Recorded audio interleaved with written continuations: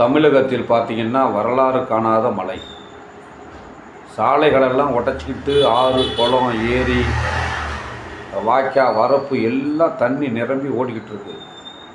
கிட்டத்தட்ட விழுப்புரம், பாண்டிச்சேரி, கள்ளக்குறிச்சி போன்ற மாவட்டங்களில் பெரிய சேதம்.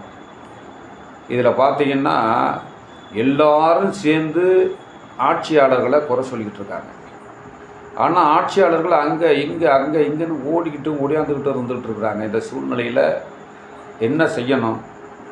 அனைத்து கட்சியும் அரசியல் செய்கிறத விட்டுட்டு மக்களை எப்படி பாதுகாக்கணுங்கிற நிலைக்கு எல்லா கட்சியுமே மக்களை பாதுகாக்க போகிறோம், மக்கள் அதை செய்ய போகிறோம், மக்களை மீட்டெடுக்க போகிறோம், மக்களை அப்படியே நல்வாழ்வுக்கு கொண்டு வர போகிறோம் அப்படின்னு பேசுகிறாங்க. அப்படி இருக்கிற கட்சியெல்லாம் என்ன செய்யணும்? இந்த நேரத்தில் அரசியல் செய்கிறத விட்டுவிட்டு ஆக்கப்பூர்வமான பணியை மக்களுக்கு செய்யணுங்கிறது தான் நம்ம கருத்து.